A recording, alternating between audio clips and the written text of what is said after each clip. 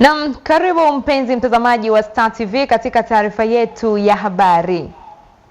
Miongoni mwa habari tulizo nazo usiku huu ni pamoja na wadau waombwa kushirikiana na serikali kuhakikisha haki za watoto zinalindwa.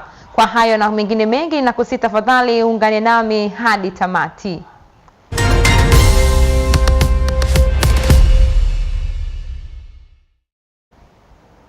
Unaweza kufuatilia matangazo yetu kwenye Facebook, kwenye YouTube kwa kuandika neno Habari Star TV. Jina langu ni Jacqueline Venant. Tafadhali karibu tuwe sote.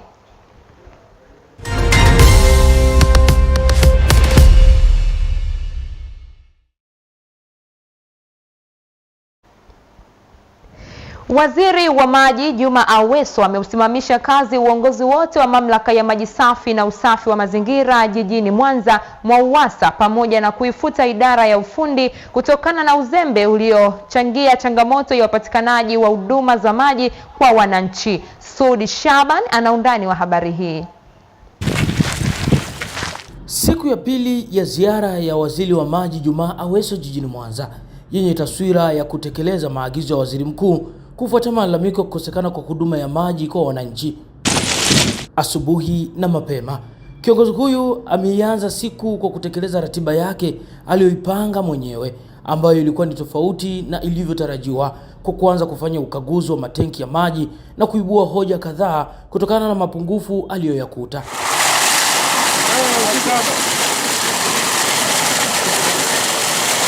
Nilisema na niliwaambia wenzangu nitatoa ratiba zangu mimi mwenyewe.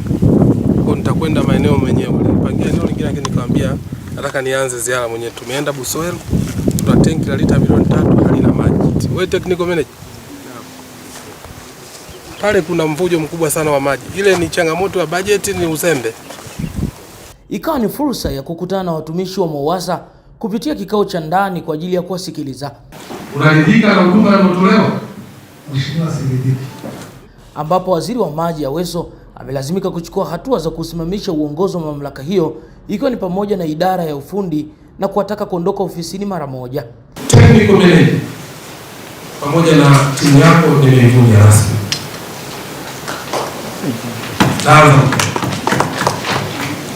Apili, wala mnaje kupigia makofi. Si sana tu tutafanya kazi. Technical tunavunja, taika watu hapa na watafanya.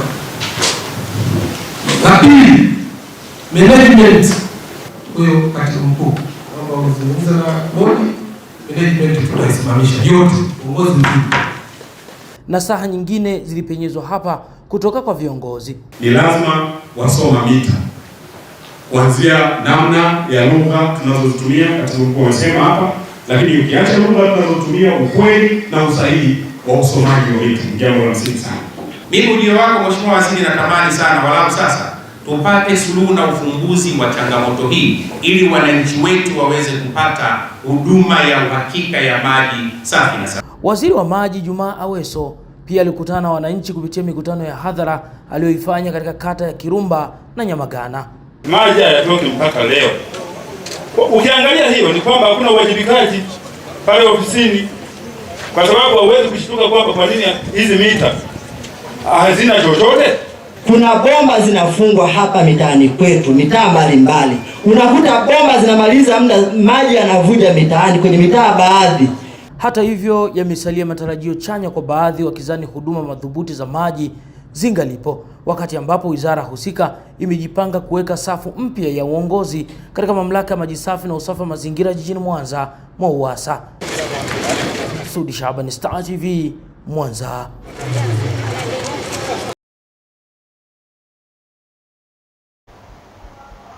Serikali imesema itaendelea kutatua changamoto za nishati ya umeme katika maeneo mbalimbali nchini kwa kuimarisha matengenezo ya miundombinu ya umeme ili uwekezaji unaofanywa uweze kuleta manufaa kwa wananchi. Joyce Ngerangera ana undani wa habari hii.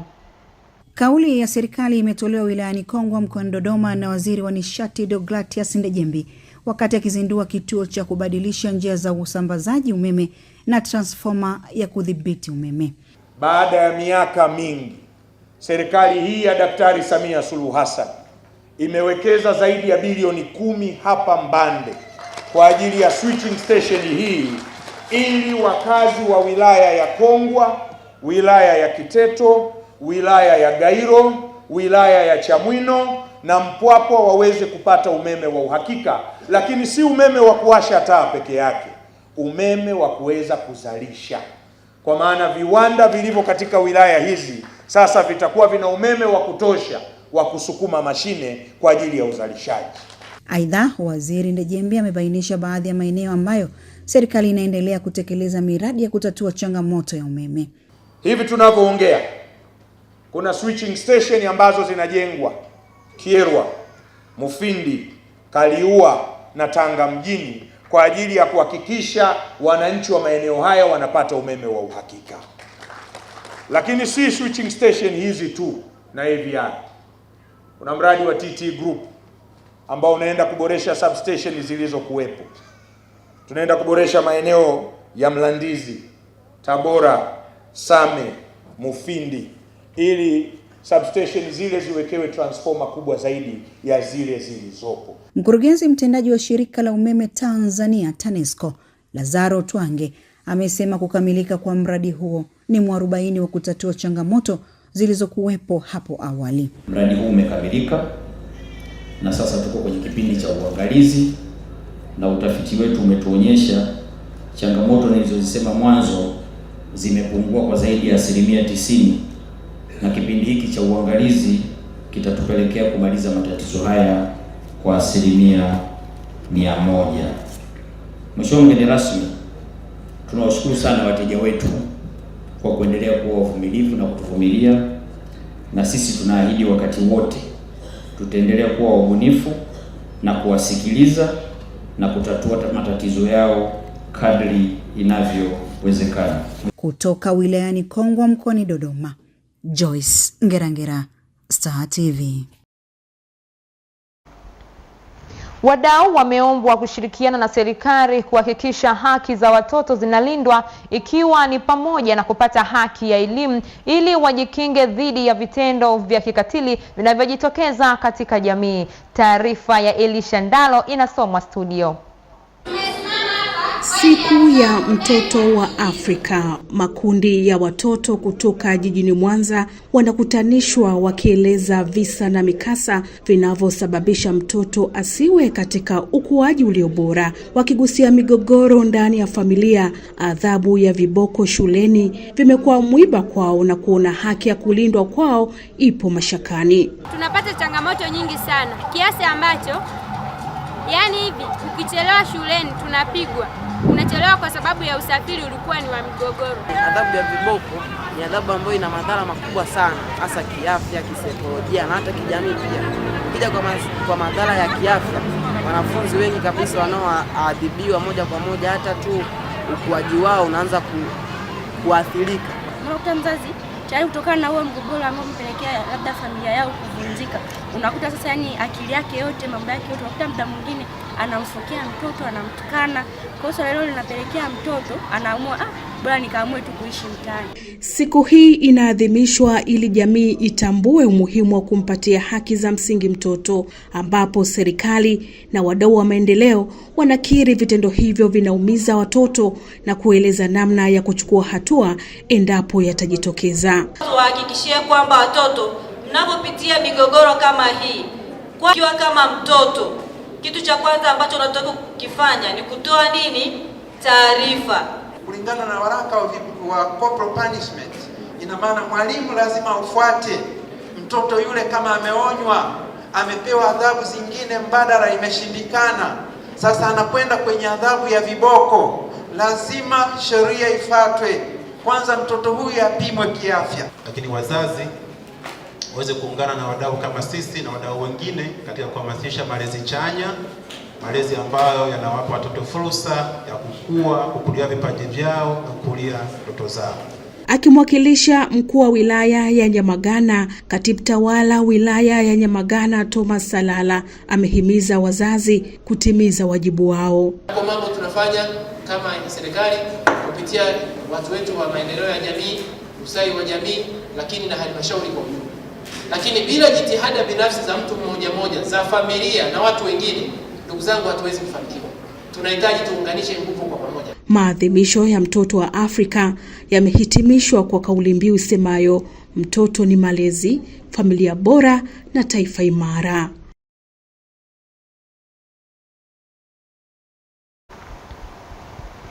Mkuu wa wilaya ya Misungwi Johari Samizi, ambaye amemwakilisha mkuu wa mkoa wa Mwanza katika ufunguzi wa jukwaa la kwanza la waandamizi katika usimamizi wa mnyororo wa ugavi, amewataka maafisa ugavi nchini kutumia teknolojia na mifumo ya kisasa ili kuongeza ufanisi, uwazi na uwajibikaji katika utekelezaji wa majukumu yao ya kila siku. Tupate taarifa zaidi. Samizi amebainisha hayo katika jukwaa hilo linalofanyika jijini Mwanza, likiwa limeandaliwa na Bodi ya Wataalamu wa Ununuzi na Ugavi Tanzania PSPTB, likibeba kauli mbiu isemayo kuimarisha maamuzi ya kimkakati uongozi ili kuchochea uzalishaji wa thamani, uadilifu na minyororo endelevu ya ugavi nchini Tanzania. Napenda kusisitiza umuhimu wa matumizi ya teknolojia za kidijitali katika mfumo wa ununuzi ili kuboresha utendaji kazi, kuongeza uwazi, kupunguza gharama na kuimarisha uwajibikaji. Serikali ya awamu ya 6 chini ya uongozi thabiti wa Mheshimiwa Rais Daktari Samia Suluhu Hassan imeendelea kuhimiza na kusimamia matumizi ya mifumo ya kidijitali katika sekta zote. Hatua hii inalenga kuharakisha maendeleo, kuondoa urasimu na kuongeza ufanisi wa kimtendaji. Aidha, utekelezaji wa Dira 2050 unahitaji rasilimali watu yenye wataalamu wenye weledi watakaosimamia utekelezaji wa mnyororo wa ugavi kamilifu na kuhakikisha malengo ya Dira 2050 inafikiwa. Kwa upande wake, mkurugenzi mtendaji wa PSPTB Godfrey Mbanyi amesema jukwaa hilo limeandaliwa kwa lengo la kuongezea uwezo wa wataalamu hao utakaowezesha kutimiza majukumu yao kwa ufanisi. Jukwaa hili litakuwa linasaidia sana kuhakikisha kwamba watu wetu wanakuwa na ujuzi na uelewa wa kutekeleza miradi mbalimbali ndani ya nchi yetu, ambayo sasa itaenda eventually kwenda kutimiza malengo ya Dira ya 2050. Kwa sisi tunatembea ndani ya dira, tunatembea kwenye sera ya usimamizi wa mnyororo wa ugavi, lakini hasa tukiangalia bajeti ya kila mwaka itakavyokuwa inatekelezeka. Baadhi ya maafisa ugavi wanaoshiriki katika jukwaa hilo wamesema limekuwa fursa muhimu ya kubadilishana uzoefu, kujifunza mbinu mpya za kitaalamu pamoja na kuimarisha uwezo wa kutumia teknolojia katika kuongeza ufanisi wa utendaji na utoaji huduma. Katika kongamano hili sisi kama wataalam tunatarajia kwamba tutaongeza ufanisi katika kazi zetu ili kuhakikisha tunaenda na Dira 2050. Na forum kama hii ya wataalam katika mnyororo huu wa ugavi ni mzuri sana kwetu, na kwa hivi sasa imekuwa katika level naweza kusema ya tofauti kabisa, kwa sababu kutokana na dira yetu ambayo ni moja ya mada kuu za forum hii kuleta integration ya kati ya private sector na sekta za serikali mbalimbali. Jukwaa hilo la kwanza la waandamizi katika usimamizi wa mnyororo wa ugavi linalotarajiwa kuendelea hadi Juni 18, 2026, huku likileta pamoja wataalamu, viongozi wa taasisi mbalimbali na wadau wa sekta ya ugavi kujadili mikakati ya kuimarisha thamani, uadilifu na uendelevu wa mnyororo wa ugavi nchini Tanzania. Shirikisho la vyama vya ushirika Tanzania limewataka wanaushirika kuendelea kulinda amani iliyopo, kwani vyama vya ushirika ndiyo kimbilio la uchumi wa nchi nyingi zenye uchumi wa kati na chini. Brian Moses ana undani wa taarifa zaidi. Maelekezo hayo kwa wanaushirika yametolewa jijini Dodoma na mwenyekiti wa shirikisho hilo Tito Haule, ikiwa ni kuelekea katika maadhimisho ya siku ya ushirika duniani. Na kauli mbiu ya mwaka huu kidunia tumechagua kauli mbiu inayosema ushirika kwa dunia yenye amani, na sisi tumechagua kuitumikia hiyo kauli mbiu ili tuweze kuwafanya wanaushirika wawe na uchumi ambao hauwasumbui katika kuwa na amani. Lakini pia tumekuwa na shida kubwa kwenye ushirika, haukui kwa sababu kuna wakati mwingine uadilifu unakuwa katika kiwango cha chini, na kwa hiyo sisi tumechagua kuhakikisha kwamba tutakuwa tunaulinda ushirika kwa wivu mkubwa, ili tuweze kufanya hivyo lazima tuwe na uadilifu. Ndio maana kuna hiyo kauli ya linda ushirika, chagua uadilifu. Mtendaji mkuu wa shirikisho la vyama vya ushirika hapa nchini Faris Mganda amesema maadhimisho ya mwaka huu yatakamilishwa Julai 4 jijini Dodoma, huku waziri mkuu wa Tanzania akitarajiwa kuwa mgeni rasmi. Maadhimisho haya yanapofanyika huwa yanaambatana na maazimio ambayo yanatokana na majukwaa ya ushirika yanayofanyika mikoani kote Tanzania. Kwa wanapofika pale wanajadili na kutoa maamuzi mbalimbali juu ya kile ambacho kilijadiliwa katika majukwaa ya mikoa, na sasa wanapokuja katika national level, katika ngazi ya kitaifa, wanakuwa na mwelekeo mmoja wa kuangalia jinsi gani wanaenda kutatua matatizo yao, lakini jinsi gani ambavyo wanaenda kufanya mambo makubwa zaidi ya kimaendeleo yatakayojenga ushirika wa nchi. Lazima tukumbuke kwamba ushirika ndio uti wa mgongo. Ikiwa ushirika utaweza kutumika vyema, utaweza kubadilisha maisha ya Watanzania wengi na kwa wakati mfupi sana. Kutoka jijini Dodoma, Brian Moses, Star TV. Naibu mkurugenzi mtendaji SUMA JKT Brigedia Jenerali Shija Lupi amekabidhi vifaa tiba kwa ajili ya mama na mtoto katika hospitali kuu ya jeshi ya Lugalo kwa niaba ya mkuu wa JKT na afisa mtendaji mkuu wa SUMA JKT Meja Jenerali Rajabu Mabele. Brigedia Jenerali Lupi amesema vifaa hivyo vimetokana na mbio za SUMA JKT Marathon zilizofanyika tarehe 7 Juni 2026 jijini Dodoma. Tumezamilia sasa kuvileta vifaa hivyo hapa Lugalo, hospitali yetu ya mama na mtoto, ili mradi viweze kufanya kazi hiyo kwa ajili ya kumlea au kufanikisha maisha ya mama na mtoto katika jukumu zima la kujifungua. Vifaa hivyo vina thamani ya shilingi milioni 50 na laki 9. Vifaa hivi tutaenda kuvitumia kikamilifu katika kutoa huduma ya mama na mtoto, na hasa mama anapojifungua na mtoto anapozaliwa, kwa sababu vifaa hivi vimelenga sana kwa watoto njiti pamoja na mama anapojifungua. Napenda kutoa shukrani zangu za dhati kwa mkuu wa Jeshi la Kujenga Taifa Afande Meja Jenerali Rajabu Nduku Mabele kwa kuratibu zoezi zima la SUMA JKT Marathon pamoja na uongozi mzima wa SUMA JKT Marathon walioweza kuwaza na kutuletea vifaa tiba ambavyo kwa kiasi kikubwa itasaidia katika kutoa huduma za tiba za kina mama na watoto. Ikumbukwe tarehe 7 Juni 2026 mkurugenzi mtendaji SUMA JKT Brigedia Jenerali Petro Ngata alikabidhi vifaa vyenye thamani ya zaidi ya shilingi milioni 100 kwenye hospitali ya Makole iliyopo katika halmashauri ya jiji la Dodoma. Wazazi na walezi wameaswa kuendelea kulea watoto wao katika malezi bora ili kuwajengea misingi ya kulinda utu wao. Taarifa zaidi na Frankius Cleophas. Mzizo huu unatolewa na mkuu wa idara ya maendeleo Vitu Sigwanko pamoja na afisa maendeleo ya jamii halmashauri ya mji wa Tarime Gati Gongo ni katika maadhimisho ya siku ya mtoto wa Afrika. Tutaendelea kutoa elimu, hata tukimaliza leo tutaendelea kutoa elimu kupitia vikundi, tutaendelea kutoa elimu kwenye mitaa yetu, kwenye kata zetu. Tunatoa au tunafundisha habari za malezi, ambayo ni changamoto kubwa, kwamba sasa hivi watoto wanakabiliwa na changamoto kubwa ya maadili, na wazazi wajibu wetu ni kulea. Tutajifunza kwa sehemu ili tuende wote kwa pamoja tulifikisha taifa hili mahali pazuri, maana watoto ni taifa la kesho.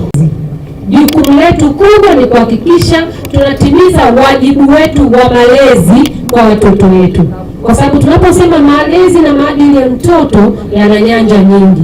Ipo jamii inalea mtoto, shule inalea mtoto, dini inalea mtoto, makundi rika yanalea mtoto. Kwa mzazi, simama kwenye zamu yako. Hata itakapofika wakati unaulizwa, unasema jamani, huyu baba, huyu mama alijitahidi kulea. Swala la ukeketaji pia linatajwa kuchangia ndoa za utotoni. Uendekezaji wa mila hii kwenye jamii yetu mara nyingi pia huchangia uwepo wa ndoa za utotoni. kwa sababu tunatambua ya kuwa jamii ya huku mtoto akishafikia kipindi cha ukeketaji, watu wanaamini ya kwamba huyu mtoto amefanyaje, amekuwa ana uwezo wa kumudu changamoto za nini, za kindoa, lakini mtambue mtoto huyu anakuwa bado hajapevuka.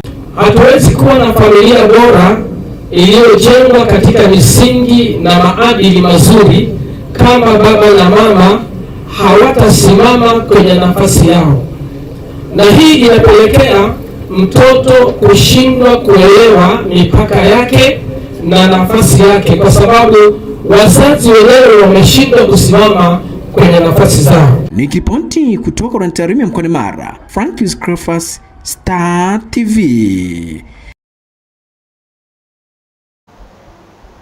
Katika juhudi za kudhibiti vitendo vya ukatili wa kijinsia, polisi wilaya ya Serengeti kupitia kitengo cha dawati la jinsia na watoto na polisi jamii wamekumbusha waumini wa kanisa la PAG mtaa wa Kilimo kata ya Uwanja wa Ndege wilayani Serengeti umuhimu wa kutoa taarifa kwa wakati wanapohisi au kushuhudia viashiria vya ukatili vinavyofanywa na wazazi au jamii zao. Kutoka Serengeti, Sospita Mabilika ana undani wa habari hiyo.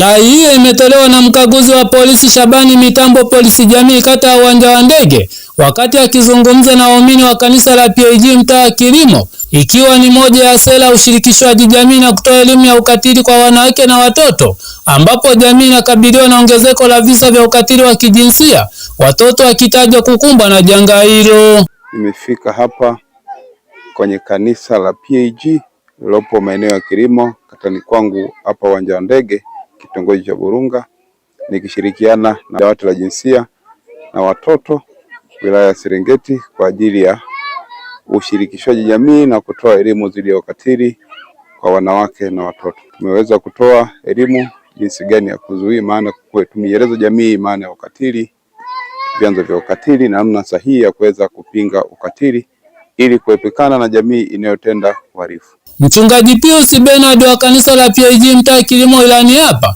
anatoa kongole kwa polisi kuyafikia makanisa, pia anaiomba serikali kuwashughulikia wanaohamasisha vitendo vya ukatili. Nashukuru kwa ajili ya dawati la jinsia ambalo limekuja kutufikia na kutuelimisha. Tunapotembea tukisafiri, unakuta kwenye mabasi watu wameweka video, watoto wetu wanakuwa uchi wakicheza miziki ile kwenye video. Kwa jinsi hiyo inaendelea kutengeneza ushawishi mkubwa sana. Sasa mimi wito wangu ni kwamba jeshi la polisi wafikia hatua pamoja na serikali yetu kuangalia hili jambo kwa kina. Aidha, Mitambo anatoa wito kwa jamii kufichua vitendo vya ukatili. Kuweza kuja kutoa taarifa fiche pale katika dawati letu au kuwasiliana na polisi kata au kuwasiliana na viongozi wa vitongoji na vijiji. Hatua hii inatajwa kama mwarobaini kwa siku za usoni, kwani vitendo vya ukatili vimekuwepo katika jamii kwa miongo kadhaa. Hizi mila za ukatili wa kijinsia zinafanyika sana hasa kwa watoto wa kike. Pale ambapo tunapata msaada, yani tunapata sehemu ambayo tunaweza kutoa changamoto zetu zikasikilizwa, tunajisikia faraja sana. Tunafurahia sana kuwaona maaskari wamekuja kwenye hili eneo kwa ajili ya kutufundisha namna ya ukatili.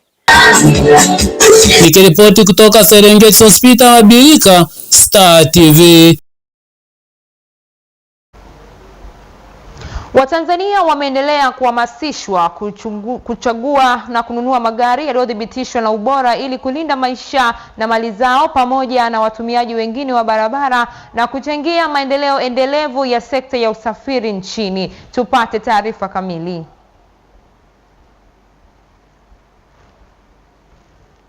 Akizungumza jijini Dar es Salaam wakati wa hafla ya kusaini makubaliano ya ufadhili wa ununuzi wa magari yaliyoidhinishwa na yenye ubora kati ya benki ya Exim na kampuni ya Africa Carriers Limited, afisa mkuu wa fedha benki hiyo Shan Kinswaga amesema umiliki wa magari yaliyothibitishwa ubora wake utasaidia kuongezeka kwa usalama barabarani na maendeleo ya uchumi wa nchi. Ukitaka kununua gari inabidi utafute hela, udundulize, kama ni gari ya milioni 50, 70 mpaka zitimie uweze kwenda kununua. Lakini sasa kwa ushirikiano huu Exim anasema hapana, haina haja ya kudunduliza pesa hizo zote ukanunulie gari. Unaweza ukalipa kidogo kidogo. Kwa upande wake, mkurugenzi wa fedha wa Africa Carriers Mustafa Rashidi amesema ushirikiano huo utasaidia upatikanaji wa magari yaliyothibitishwa na kutoa suluhisho jumuishi na lenye tija kwa Watanzania. Zimetengenezwa kisasa kabisa na unywaji wa mafuta ni mzuri sana katika gari za JetBlue. Hata gari zetu za Icha zenye tunazotumia ajili ya mizigo na abiria pia ni gari za kisasa, zinatumia pia mafuta vizuri sana. Tutawakopesha kila mtu anayetaka kumiliki chombo chochote katika tulizokuwa nazo. Aidha, amesema ushirikiano huo unatarajiwa kuongeza uelewa wa jamii kuhusu umuhimu wa kuchagua magari yenye viwango vinavyokubalika na kuchochea umiliki wa magari salama. Bwana Shomari, Star TV, Dar es Salaam.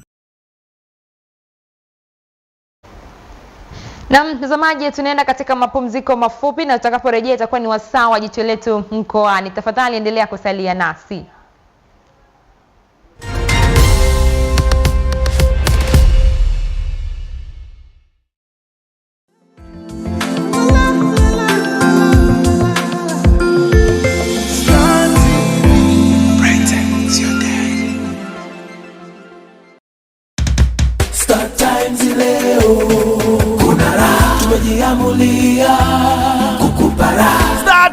Tumejiamulia kukupa raha. Mteja wa Star Times Antenna, lipia nyota kwa shilingi 11,000 kwa mwezi, tukupe mambo bure mwezi mzima, na ukilipia mambo kwa shilingi 17,000 kwa mwezi, tutakupa uhuru mwezi mzima bure, huku wale watakaolipia uhuru kwa shilingi 23,000 kwa mwezi watapata raha kwa siku 5 zaidi bure. Kupitia ST Swahili tunakupa raha zaka kibao, ikiwemo Bongo Movie kila Jumamosi na Jumapili saa 10 kamili jioni, pamoja na Nigerian Movie kila Jumamosi na Jumapili saa 1 kamili jioni, huku watoto wakipata raha ya katuni kali ya Bond Bears kila siku saa 10 kamili jioni. Kwa wapenda Hollywood movies, pata raha ya latest movies kila siku kupitia TNT Africa. Na bado kwa wewe mteja mpya wa Star Time, tumejiamulia kukupa raha kwa bei kitonga. Recorder ya dish utaipata kwa shilingi 50,000 tu badala ya shilingi 56,000. Upate wapi kwingine? Tumejiamulia kukupa raha. Nimefanikiwa kupata kazi kwa muda baada ya kutumia platform ya Nafasi. At first nilidhani ningeweza kuona list za kazi na kuweza kuapply mwenyewe kwenye app, lakini nikaelewa kuwa app yenyewe ina apply kwa niaba yangu. Nikaweza kupata taarifa za interview na kujua nimechaguliwa kufanya interview zipi kwenye app. Kupitia Room Your God, ilirahisisha zoezi zima kuwa rahisi tofauti na mwanzo.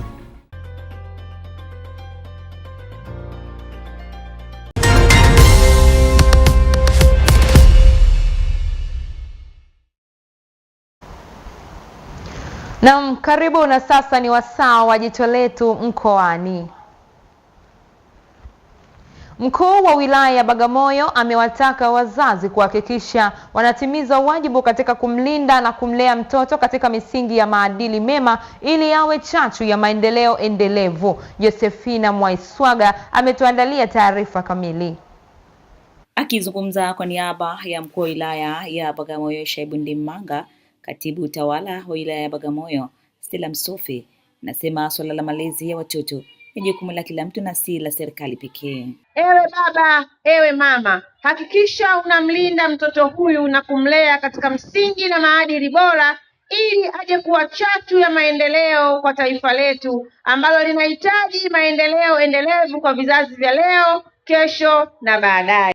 Mwisho kabisa niwakumbushe kwamba ili kupata maendeleo endelevu ni kukumbuka mtoto ni malezi, msingi wa familia bora kwa taifa imara.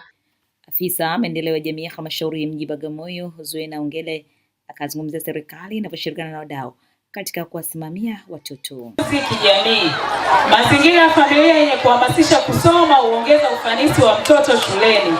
Pia ikumbukwe kwamba serikali inatoa elimu bila malipo kuhakikisha watoto wote wanapata haki hiyo. Kama mwenyekiti wa halmashauri ya mji Bagamoyo Salome Kugo na mrakibu msaidizi wa polisi wilaya ya Bagamoyo Eugene Mugwela na mkurugenzi wa shirika la kurejesha watoto mashuleni CVM Masanja Nathanile wakazungumza. Ni waombe wazazi pamoja na walezi tushikamane kwa pamoja, tuunge mkono juhudi za Daktari Samia Suluhu Hassan katika kuhakikisha tunawalea, tunawakuza na tunawaongoza watoto na kuwasimamia.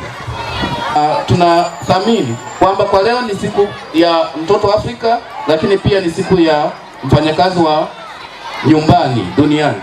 Kwa hiyo tunathamini mchango wa wafanyakazi wa majumbani kama kitovu cha malezi kwenye familia. Kila mtu ana jukumu la kumlinda mtoto pindi amuonapo anapofanyiwa vitendo vya ukatili. Ni ruksa kusema. Ukisema. Halmashauri ya mji Bagamoyo imefanya maadhimisho ya siku ya mtoto wa Kiafrika, ikiwa ni pamoja na siku ya wafanyakazi majumbani, ikiwa ni sehemu ya kumbukizi ya watoto zaidi ya 2000 waliouawa wakati wa mapigano nchini South Africa.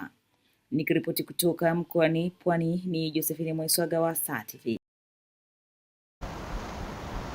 Na mara baada ya mapumziko mafupi, habari za biashara na uchumi zitafuata. Endelea kusalia kando ya luninga yako.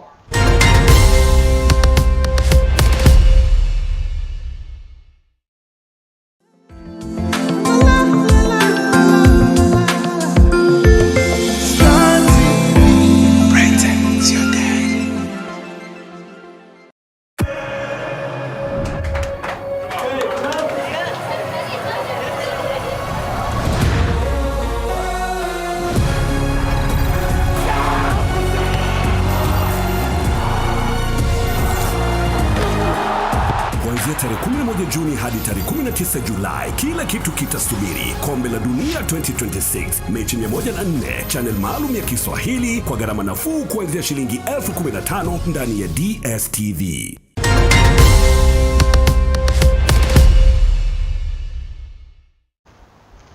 Sasa karibu katika habari za biashara na uchumi. Takriban wajasiriamali 600 wanaojihusisha na kuongeza thamani ya mazao ya kilimo katika mikoa 26 ya Tanzania bara wanatarajiwa kunufaika na mitaji ya jumla ya shilingi bilioni 3 kupitia ushirikiano kati ya benki ya CRDB na shirika la kuhudumia viwanda vidogo nchini yani SIDO. Taarifa zaidi na mwanahabari wetu Omar Husseini. Hayo yanajiri jijini Dar es Salaam katika hafla uzinduzi wa programu tumizi ya NMB mkononi iliyoboreshwa inayolenga kuwawezesha wateja kupata huduma za kibenki mkononi kwa urahisi, ambapo wateja wanaweza kupata akaunti ya kikundi, mikopo bila dhamana na malipo ya nje ya nchi. Sasa unaweza kununua bima ya gari kupitia Umebima mini app iliyoko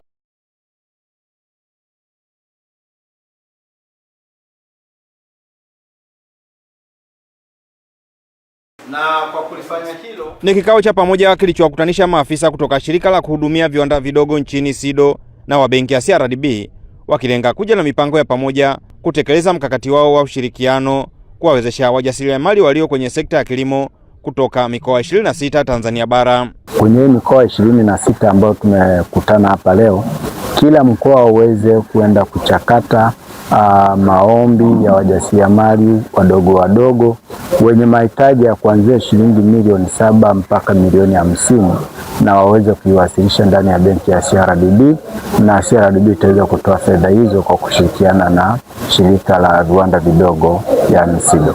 Mitaji hiyo hasa inalenga kwenye eneo la kuongeza thamani ya mazao pamoja na ununuzi wa mashine.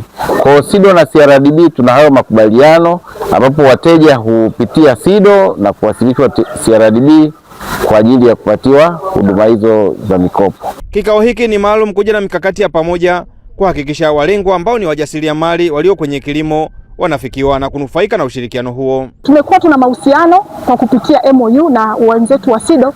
Leo tukasema tuweze kukaa kikao cha mkakati cha kimkakati, ambacho kikao hiki tumeweza kuangalia maeneo muhimu ambayo tunazidi kuyaboresha ili kwamba tuweze kuwafikia wakulima wengi lakini na wafanyabiashara wengi zaidi, na ili tuweze kuhakikisha kwamba kwa mahusiano haya ambayo tumeyaweka tumeweza kuleta chachu kubwa, lakini tumeweza kuwafikia wengi zaidi kiuchumi huko waliko. Lakini ni nani sana ambaye anahusika kwenye eneo hilo? Ndugu mjasiriamali, huyu mtu tunayemzungumzia ni mtu ambaye anafanya shughuli za uongezaji thamani wa mazao ya shambani. Kwa hiyo CRDB wana product zao, lakini hii ni special kabisa, tunasema ni maalum kabisa kwa mjasiriamali ambaye anafikiri kwamba anataka kukua na amekwama sehemu. Sasa huu mfuko utamsaidia yeye kuipata fedha hii pasipokuwa na masharti magumu, masharti yaliyorahisishwa na riba rafiki, ambapo ataenda kufanya na kuzoea, mwishowe CRDB Bank watamchukua kama mjasiriamali mkubwa. Hii ni fursa kubwa, unaweza kuitumia mjasiriamali. Ushirikiano wa taasisi hizi mbili unalenga kuja na ufumbuzi wa changamoto ya muda mrefu, wengi wao wajasiriamali, upatikanaji wa mitaji kuendeleza shughuli wanazofanya. Kutoka hapa mkoani Morogoro, Omari Hoseni wa Star TV. Mkurugenzi mtendaji benki ya NMB Ruthi Zaipuna amesema hatua ya benki hiyo kuboresha program tumizi ya NMB mkononi itawezesha wateja kupata huduma muhimu kupitia app hiyo, ikiwemo bima, akaunti ya kikundi, mkopo bila dhamana, malipo ya nje ya nchi na kufungua akaunti. Adam Luomwa ana undani wa habari hii. Hayo yanajiri jijini Dar es Salaam katika hafla uzinduzi wa programu tumizi ya NMB mkononi iliyoboreshwa inayolenga kuwawezesha wateja kupata huduma za kibenki mkononi kwa urahisi, ambapo wateja wanaweza kupata akaunti ya kikundi, mikopo bila dhamana na malipo ya nje ya nchi. Sasa unaweza kununua bima ya gari kupitia Umebima mini app iliyoko ndani ya NMB mkononi super app. Na niseme hii kwamba sasa tumeanza na bima za magari, bima za bajaji, bima za pikipiki, bima za vifaa vya moto. Hizo ndio zipo sasa hivi kwenye NMB mkononi super app, kwenye Umebima mini app. Na hizi ni bima zote. Wanasema bima ile kubwa comprehensive, lakini pia na bima ndogo ama wanaita third party. Aidha, Zaipuna amesema hatua hiyo ni mapinduzi makubwa ya kidigitali katika utoaji wa huduma za kibenki kupitia app iliyoboreshwa, ambapo wanakikundi wana uwezo wa kufuatilia fedha zao kwa urahisi. Wanachama sasa wataweza kufuatilia michango yao yote kwenye app. Wanaweza kuona taarifa za kifedha kwa uwazi kabisa. Wanaweza kufanya maamuzi kwa uwazi, na wanaweza kusimamia shughuli za kikundi kidijitali popote walipo na mahali popote na wakati wowote. Wanasema anytime, anywhere. Baadhi ya wajasiriamali walioshiriki hafla uzinduzi wa app hiyo iliyoboreshwa wamesema huduma hiyo kwao wanaona kama ni mkombozi, kwani wana uwezo kupata mikopo ya kifedha kupitia benki mkononi. Unaweza ukafungua akaunti popote ulipo, ukiwa sehemu yoyote eneo lako la biashara, kwa sababu mamalishe na babalishe wengi wanakuwa wako busy sana, lakini kupitia hii app ya leo aliyozindua kwetu sisi mamalisha tunaona kama itatusaidia sana, kwa sababu unaweza ukakopa fedha bila kuweka hati wala nyumba. Nimeona wana huduma nyingi, NMB mkononi ina huduma nyingi. Huduma mojawapo niliyoipenda sana ni ile huduma ya bima. Ni bima ya moto ambayo inaanzia 10,000 hadi shilingi 60,000. Unaanza nayo kwa sisi mamalishe kwamba tunapata sana na haya majanga ya mafuriko, kwa sababu wengi wanakuta tumenunua viwanja mabondeni, kwa hiyo inatuhusu sana. Imebainishwa kuwa NMB mkononi imeboreshwa na kuwa super app yenye uwezo wa kuwafikia wateja wengi zaidi. Adam Ruhomwa, Star TV, Dar es Salaam. Na mwisho wa habari za biashara na uchumi. Punde habari za kimataifa zitafuata. Tafadhali endelea kusalia nami.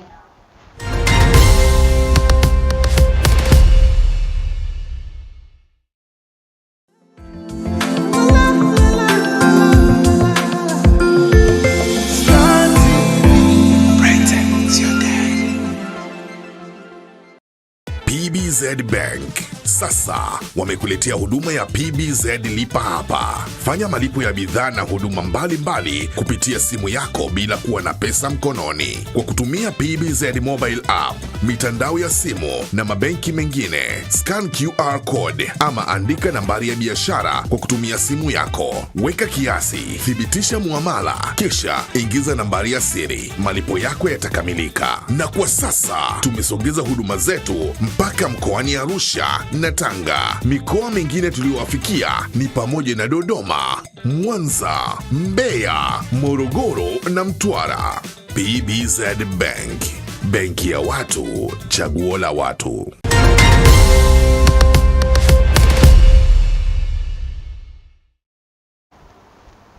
Rais wa Marekani Donald Trump ametangaza mlango bahari wa Hormuz utafunguliwa kikamilifu kuanzia Ijumaa mwishoni mwa juma hii. Charles Machugu ana undani wa habari hii.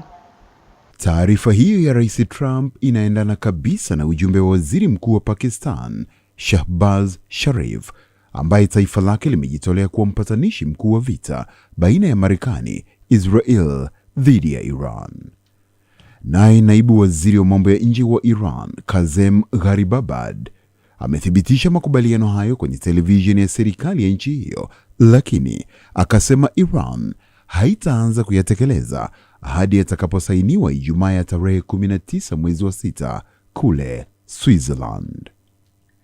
Makubaliano hayo yatajumuisha ahadi ya Iran ya kutopata silaha za nyuklia na kufunguliwa tena mara moja kwa mlango wa bahari wa Hormuz, njia muhimu ya usambazaji wa nishati duniani.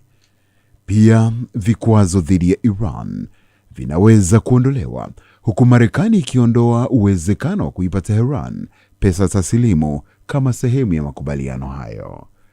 Kufunguliwa tena kwa njia hiyo muhimu kunaashiria hatua kubwa ya kuelekea kumaliza miezi kadhaa ya mzozo mbaya na msukosuko wa kiuchumi uliosababishwa na mashambulizi ya Marekani na Israel dhidi ya Iran mwishoni mwa mwezi Februari. Tukiangazia Iran. Katika mkutano na waandishi wa habari kwa wanadiplomasia mjini Tehran, waziri wa mambo ya nje wa Iran Sayed Abbasi Arachi amethibitisha kwamba mkataba wa makubaliano au MOU na Marekani unajumuisha mwisho wa kudumu kwa vita katika pande zote, ikiwa ni pamoja na Lebanon. Waziri Arachi amesisitiza kwamba mwisho wa vita nchini Lebanon una uhusiano mkubwa na mwisho wa vita dhidi ya Iran na kwamba pande hizo mbili haziwezi kutenganishwa. Arachi amesema kwamba pande za MOU ni Marekani na Israel upande mmoja na Iran na Hezbollah upande wa pili. Ameonya kwamba bila kurudi nyuma na kujiondoa katika maeneo yanayokaliwa na Lebanon, hakutakuwa na mwisho wa vita. Shambulio lolote la kijeshi la siku zijazo kutoka kwa Israel dhidi ya Lebanon halitakubaliwa kamwe, na kwamba kuendelea kwa uvamizi wa Israel katika maeneo ya Lebanon ni ukiukwaji wa MOU. Kwingineko, waziri mkuu wa Israel Benjamin Netanyahu ametoa maoni yake ya moyoni kuhusu makubaliano ya awali kati ya Marekani na Iran yanayolenga kukomesha vita vyao na kusisitiza kwamba Tehran haitakuwa na silaha za nyuklia. Makubaliano hayo ya kusitisha mapigano ya Marekani na Iran yamempa waziri mkuu wa Israel ndoto mbaya ya kisiasa na kuvunja misingi mitatu ya kazi ya kisiasa na kumwacha amenaswa katika mtanziko mpya wa usalama. Akionekana mwenye hasira iliyojificha, waziri Netanyahu anapambana na maoni kutoka kwa wanachama wa chama chake cha Likud na mawaziri wa baraza la mawaziri la mrengo wa kulia katika muungano wake unaotawala. Pia yanaonyesha shinikizo analokabiliana nalo kutoka upande wake kwa kasi zaidi kuliko madai kutoka Tehran kwamba kusitisha mapigano kuangazie shughuli za kijeshi katika pande zote, ikiwa ni pamoja na Lebanon, jambo ambalo waziri Netanyahu analipinga kabisa. Na sasa tuweke nukta kubwa katika habari hii. Watu 8 wakiwemo wafanyakazi wawili wa kampuni ya ndege ya Boeing wamefariki dunia baada ya ndege ya jeshi la anga la Marekani B-52 kuanguka mara baada ya kupaa kutoka kambi ya jeshi la anga la Edwards kusini mwa jimbo la California. Kanali James Hayes amesema ndege hiyo ilikuwa kwenye majaribio ya kawaida. Boeing B-52 Stratofortress ni ndege ya kimkakati ya kivita ya subsonic inayoendeshwa na ndege ya Marekani yenye uwezo wa nyuklia. B-52 ilibuniwa na kujengwa na Boeing, ambayo inaendelea kutoa usaidizi na uboreshaji. Imekuwa ikiendeshwa na jeshi la anga la Marekani au USAF tangu mnamo mwaka 1955 na ilirushwa na NASA kuanzia mwaka 1959 hadi 2007. Ndege hii ya kivita inaweza kubeba hadi pauni 70,000 sawa na kilo 32,000 za silaha, na ina safu ya kawaida ya mapigano ya takriban maili 8,800 ambayo ni sawa na kilomita 14,200 bila ya kujaza mafuta ikiwa angani.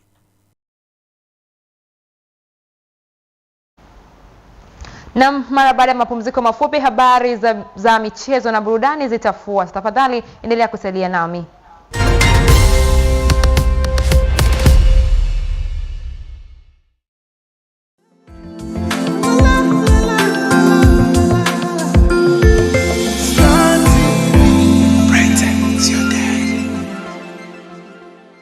Kombe la Dunia 2026. Mechi 104, nchi 48 ndani ya siku 39. Ni kuanzia tarehe 11 Juni mpaka tarehe 19 Julai. Tena kwa lugha adhimu ya Kiswahili. Ndani ya kifurushi cha bomba kwa 27,500 tu. Cha kufanya, piga nyota 150 nyota 53 alama ya reli ili kulipia kifurushi chako mapema, usihadithiwe. Safari hii kila kitu kitasubiri. Uhondo huu ni ndani ya DStv.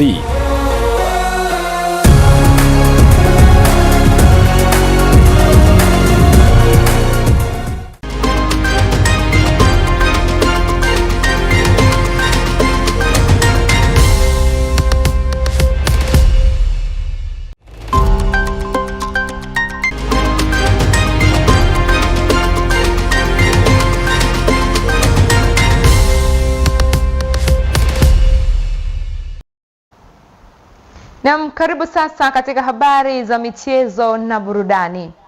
Kocha mkuu wa timu ya Mbeya City Salum Mayanga amesema kikosi chake kipo katika hali nzuri kwa ajili ya mchezo muhimu wa ligi kuu ya Tanzania ya NBC dhidi ya Simba ya Dar es Salaam utakaochezwa Jumatano hii kwenye uwanja wa Sokoine jijini Mbeya. Taarifa zaidi na Laudensis Mkonda. Timu ya Mbeya City yenye maskani yake jijini Mbeya inayoshika nafasi ya 14 kwenye msimamo wa ligi ikiwa na alama 25 inahitaji ushindi ili kujiongezea nafasi ya kujinasua kutoka hatari ya kucheza mechi za mtoano yani playoff. Ushindi huo utaifanya timu hiyo kufikisha alama 28 na kupanda hadi nafasi ya 11. Tunadhani bado tuko kwenye wakati mgumu kwa sababu tuko kwenye mbio za kukwepa kushuka daraja. Tumejiandaa kucheza na Simba na kuona tunatafuta points kwa siku ya kesho. Makosa tumeyafanyia masahisho, vitu vizuri tutavitunza. Tunacheza na timu bora na mechi itakuwa ni ya kimbinu zaidi na kiufundi zaidi. Kwa upande mwingine, wekundu wa Msimbazi Simba kutoka jijini Dar es Salaam inahitaji alama 3 muhimu ili kuendelea kujimarisha kileleni mwa msimamo, kuongeza matumaini ya kutoa ubingwa wa ligi kuu msimu huu. It's important for us to just continue with the momentum that we have put together and challenging obviously to keep pressure on the top of the table. Obviously both teams have different ambitions in this match, be it at different ends of the table, but important that we don't ever underestimate our opposition.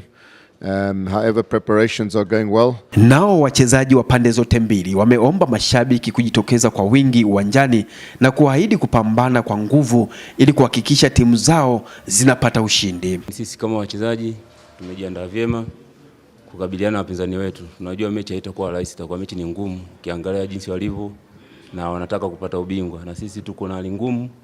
Ukiangalia tuko chini huku, tuhakikishe tunaweza kutoboa ili tubakie kwa ligi kuu, lakini mechi haitakuwa rahisi. Mimi naamini tukipambana zaidi tutapata pointi 3 kesho. Kwa hiyo tuna imani kwamba mechi itakuwa ngumu kwa sababu Mbeya City wapo katika wakati mgumu na wapo katika sehemu ambayo ngumu ambao wanatakiwa nao wapate matokeo ya ushindi, lakini sisi kama Simba tumejiandaa vizuri kwa nguvu, kwa kusikiza maelekezo ya mwalimu pamoja na kupambana kwa 100%. Tunataka matokeo ya ushindi katika siku ya kesho. Mchezo huu unatajwa kuwa wa maamuzi kwa timu zote mbili kutokana na malengo tofauti walionayo katika hatua hii ya mwisho wa msimu.